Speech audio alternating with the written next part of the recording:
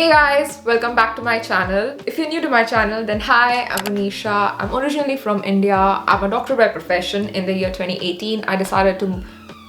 There's an ambulance going by. In the year 2018, I decided to appear for PLAB exams and I moved to England. I'm currently CT1, that is core training year 1 in the specialty psychiatry in London. If you haven't watched my previous videos related to life as an IMG in UK, then I'm going to make a whole playlist and put it down in the description box if you want to check it out. So today's vlog is Q&A. A couple of weeks back, I put out on my Instagram stories that, let's do a Q&A, but I didn't do it the usual way where I used to end up answering the questions right there and there in my Instagram stories. So I said I'll make a separate YouTube video. I'll answer those questions there because what's been happening is that I keep answering the same questions again and again, and I keep asking you guys to go to the highlights on my Instagram page to see it, but I'm sure it usually doesn't end up happening that way. So I thought I'll combine all those questions over here and I'll answer them, and I think this is going to be the way forward. I'll do more of Q&As on Instagram where I will give you the platform to ask me questions regarding whatever you want to know regarding life in UK or, as a doctor in UK, anything and everything that you want to know, and I'll compile all those questions, divide them into categories and answer them here on YouTube. Without wasting any more time, let's get into it. The first question that someone asked me was, are the clinical rotations done for 12 months in India equivalent to FY1? After MBBS in India, we have something called the 1-year compulsory rotatory internship, which lasts for 12 months, 365 days, and we are rotated through all specialties. The similar way, but not so similar way, in UK, you have something called your foundation year training, which is after your MBBS, that's your medical school. You do foundation year 1 and foundation year 2. The 1-year rotatory internship that we do in India is counted here as your FY1 because all that they want is for you to prove 3 months in medicine and 3 months in surgery. That doesn't mean strictly 3 months of general medicine. So in your 3 months of medicine, you could count your 2 months that you would have done in general medicine, and your 1 month of pediatrics can be counted in that. And with regards to 3 months in surgery, you don't have to completely count general surgery of 3 months. So it could be like, say you have 2 months in general surgery, and say if you've had any days in trauma and orthopedics or any in ENT or ophthalmology or obs and gynae, so those things also can combine,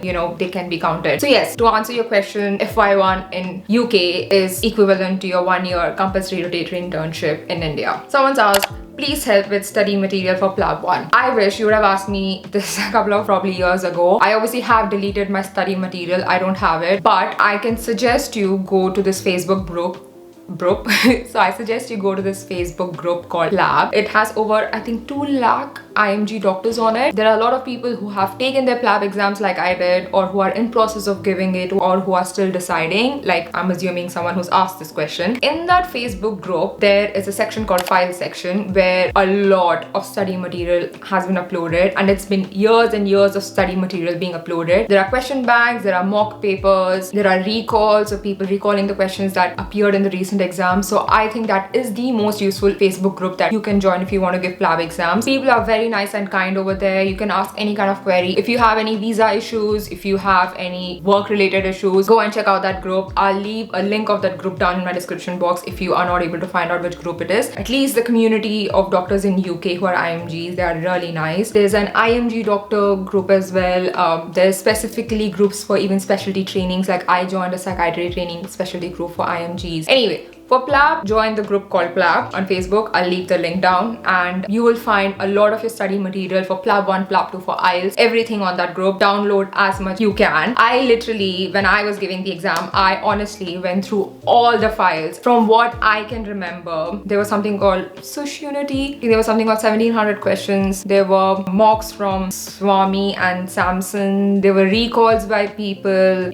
Download those just to get an idea of what the questions are. But I think your base should be of Oxford Handbook. Next, someone has asked me, this is something a lot of you guys have asked, which academy to join for PLAB2, Swami, Samson, Aspire, or any other, or which academy do I recommend? I don't want to be taking names saying that one academy is better than the other. In my opinion, all of them are the same. You should do your own research because people who have recently joined those academies will probably have a different kind of outlook and a different kind of feedback to say someone like me who did the course in that academy 3 years ago now. If you ask me, I joined Samsung. During that time, people who I knew personally, like my friends or my seniors, they all ended up doing Samsung, so it was just a convenient way around for me. My experience was alright. I obviously passed the exam at the end of it, and now I'm working here. I don't want to say anything bad or good about any academy, saying this is better than that. I think all of them are great because ultimately all of them have the same question bank. It's ultimately the same exam you're preparing for. In my opinion, what it boils down to is you. How much of efforts are you putting into it? How hard you've worked, and obviously how you perform that day in the exam. I don't think any academy in the world can shape your success. They can contribute to your success. That's completely different to them guaranteeing that you're definitely going to pass. So yeah, make an informed decision. Ask people around what they would recommend. How much did the whole PLAB journey cost for me? I honestly do not remember exactly because obviously the cost of PLAB exam keeps increasing every year. So PLAB 1, what I paid for back then is completely different to how much it costs now. So if I count the IELTS exam that I gave, PLAB 1, PLAB 2, visa fees that I had to pay multiple times when I came here, my accommodation over here when I was preparing for PLAB 1, PLAB 2, the cost of the courses, my living expenses here, eating, drinking, my flight tickets to and fro. So I think it would almost all sum up to like a ballpark would be 7,000 to 8,000 pounds. As big as this number sounds, believe me, you recover it back once you join here and you start working. Literally in a few months, you recover all the money that you've invested. And I think any amount of money when invested in education is money not gone waste. It always contributes towards your career, towards your education, towards your development, towards your progression. So don't look at it as, oh my god, it's so much money. Yes, of course, it is a lot of money, but look at it that you will recover it very, very, very quickly once you've gotten a job over here. Is it important to give FGME/next before appearing for PLAB? Firstly, I had to Google what FGME stands for. I think it's an exam by NB in India. You don't have to give an exam in India to be giving an exam for UK, if that makes any sense. If it's the other way around where you were asking if you need to give the FGME or Indian exam once you've qualified here and you go back to India, no you don't. If you've become a consultant in UK and at any given point you want to go back to India, you can just go back and start practicing in India as long as your Indian license is still valid. So make sure that you're renewing that. Next, someone asked me, should I join an agency like Go Campus for guidance? Firstly, I have never heard of this. I do not know what Go Campus is. Like, is it Go Campus or Go Campus? Let me just Google it. I really don't know what this is. It says Go Campus Edu Solutions Private Limited, and it's in Bangalore in India. Okay, guys, the fact that I had to Google this means I didn't join this. I did not even know what this is. So to answer your question, no, you don't have to join any kind of services or guidance, coaching academy who's going to guide you how to give PLAB. The information is all over the internet. Please join the PLAB group on Facebook. Watch a lot of my videos. Drop any of the queries you have in my comment section. I'll honestly answer them. I answer all the questions if I have answers to them. So please don't join and waste your money on any guidance, counseling, academies. I don't think it's useful. If you want to join an academy for your own peace of mind, that's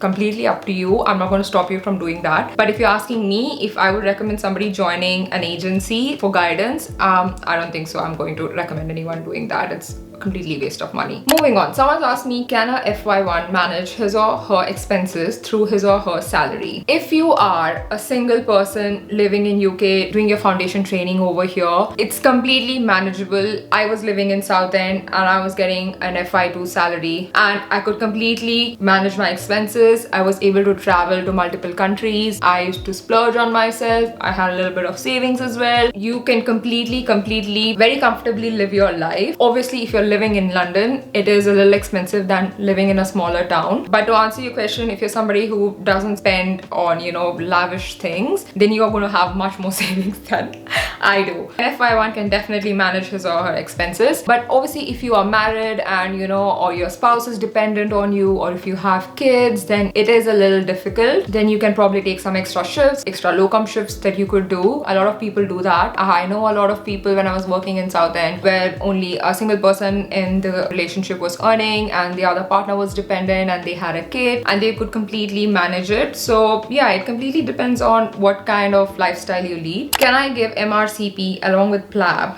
while doing internship in India. First of all guys, MRCP and PLAB are completely two different things, okay? This is such a big misconception, at least where I'm from in India. It's not either or. So both of these exams obviously give you a license, GMC license to work in UK, but they're working towards two different things. So PLAB is basically just to give you a GMC license and you can work at any level, alright? You can work as a foundation doctor, like a non-training in CT1 or a non-trainee ST, whatever, depending on what qualifications you've had in your home country. MRCP, which is a membership exam, alright? Like, so there's not only MRCP, there are other membership exams as well, depending on various specialties. There's MRCS, there's MRC Psych, there's MRCPH, there's MRCOG, there's MRCGP. So there are so many other Royal College exams. These are all membership exams. What MRCP stands for is Membership of the Royal College of Physicians, alright? So basically, there are different criteria when you give MRCP. You can give your MRCP 1 even if you're a foundation trainee doctor, but to give the final part, which is the PACES part, you must have had number of clocked in hours and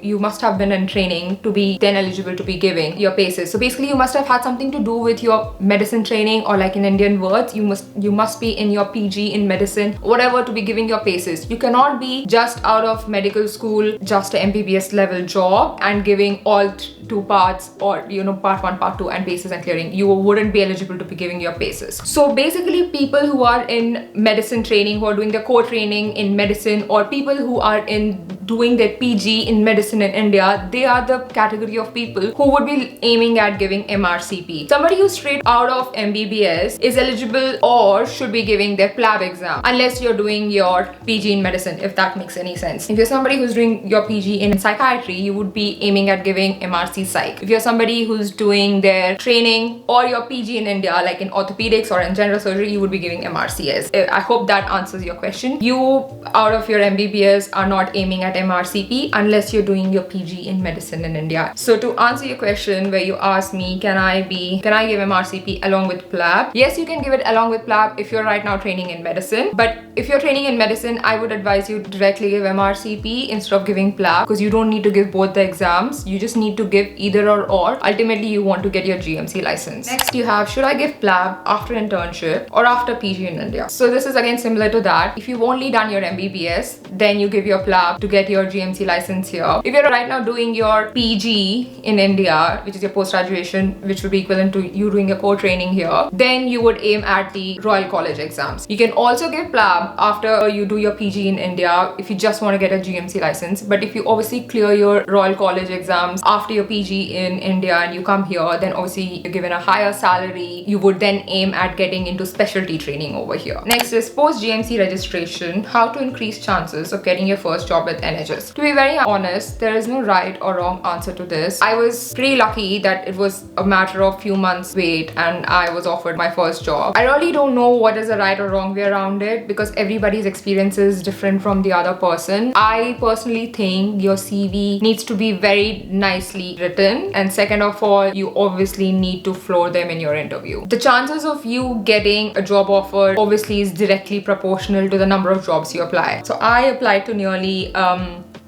I'm not too sure, like somewhere between 85 to 90, literally all specialties except for surgery. Don't understand surgery. So except for surgery, I applied to all other specialties. I think I would say that work towards your interview skills, build a good CV, at least phrase your CV in a nice way, apply to as many jobs as you can, finally be patient with it. That's all I can say. Any courses to do before joining FY to strengthen CV? I did not have any time to do any courses. The only course I did, which was then deemed invalid here, was the ACLS and BLS course I did, which was with the American Heart Association. And like I mentioned in one of my previous videos, it is not valid here because they follow European guidelines. Obviously, they were quite happy knowing that, I've got BLS and ACLS ticked off, even if the guidelines aren't the same here and it's not recognized here, but that's fine. I did not do any other course. I did attend a couple of conferences with my mom because she's a gynecologist, so I attended a few of the Obs and Gynae conferences with her in India. Other than that, I had a lot of extracurricular things in my my CV. Don't know if that impressed them. I didn't do any courses, but if you can get your hands on any courses, it's always nice. Because of the pandemic, a lot of courses are being held online, a lot of conferences are being held online. You can probably attend a few of them. Someone's asked me, can you do a whole video on MSRA? I did make a video on how I got into co-training in London. I'll put up the link somewhere here. You can go and watch that. I have talked at length about MSRA exam, what all specialties need to give it, what all other topics or the subjects that you're asked questions from, how is it marked, and how many parts does it have. So I have already made a video on that. If you haven't watched it, please do. Yeah, so we've reached to the end of this video. I hope you've enjoyed watching it, and I hope that even by a person this was useful to you guys, and I hope you liked this whole Q&A video. I'll do more Q&As down the line. If you like this video, then you know the drill. Give it a big thumbs up. Subscribe to my channel if you haven't, and if you have any other queries or any other questions, drop it down in this video and I will pick it up for my next video. I hope you're keeping safe and you're looking after your loved ones. Take care, and I'll see you in the next one. Bye. Mwah.